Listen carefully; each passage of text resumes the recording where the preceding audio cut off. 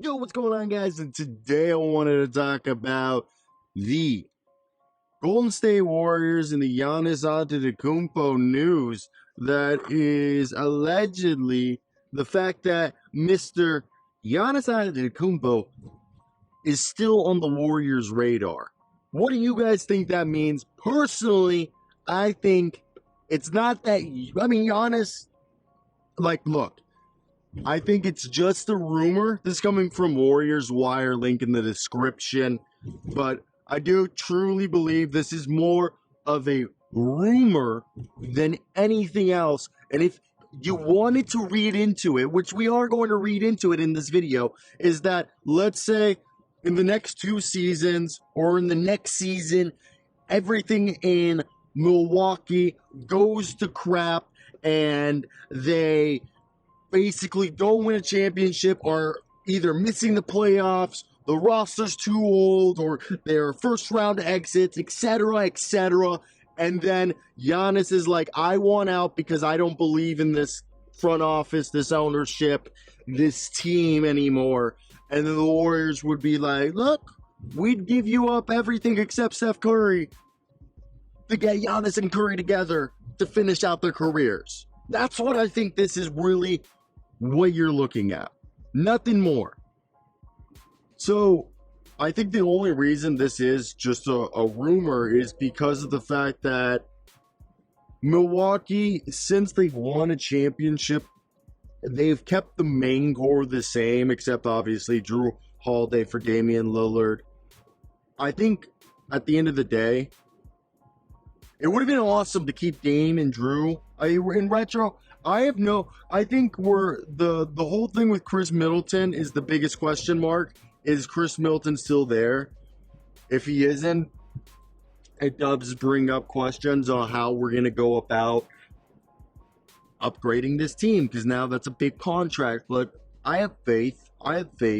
So what do we think about a team like Golden State? Obviously, at the end of the day, it would be, as I said, everything possible but Steph Curry. I think at that point, Draymond Green would be available for trade. I don't even know if Milwaukee would want him. You would think that it would be the guys who have extensions, or if Andrew Wiggins is still on the team, things of that nature. And I, as a fan of basketball, I think if you're the Bucks, you're gonna bend over backwards to appease Giannis Antetokounmpo, as he's somebody you want to keep on your roster long term. Giannis Antetokounmpo is a generational talent.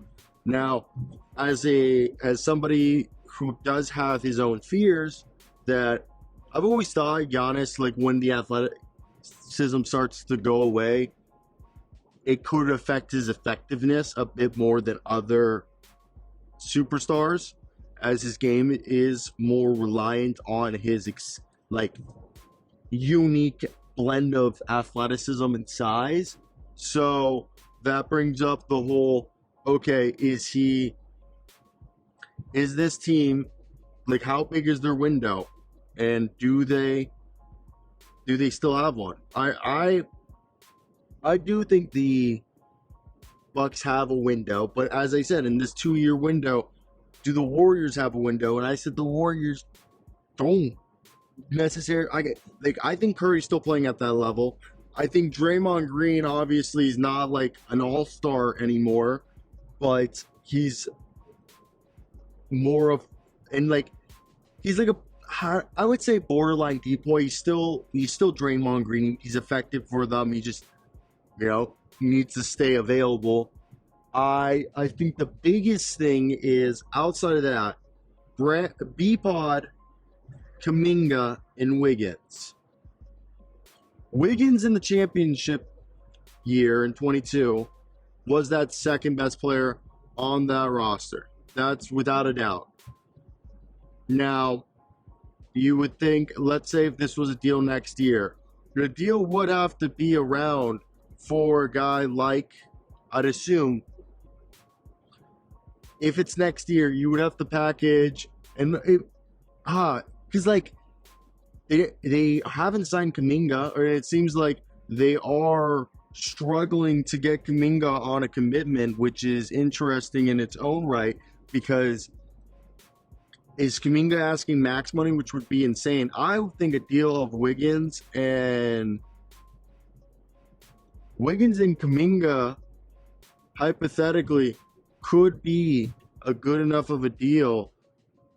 Kuminga, Wiggins, I mean, not good enough of a deal, good enough money-wise, my apologies. Wiggins, Kuminga, if Kuminga has an extension, but even then, I don't even think it's enough compensation. Like, if I'm the Bucks, I'm like, you give me every single young person on this team. Like, the oldest guy I'm taking is Wiggins. I want Beatbot. I want Kuminga. Okay, give me Trace Jackson Davis.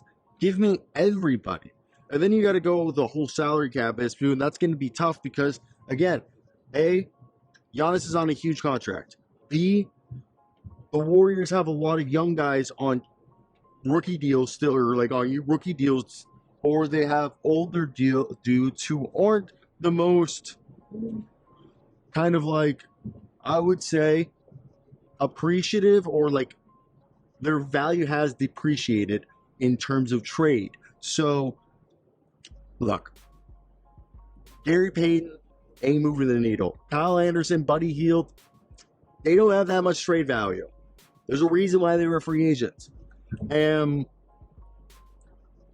those are the problems that they have to face. So if they were, again, guys, if they were ever, again, we talked about this at the beginning. I don't think it's real because it'd have to be, the situation in Milwaukee would have to turn to absolute shit. And the only other version of this working out is if Giannis, who's taking the extension, ends up in free agency somehow sooner than expected.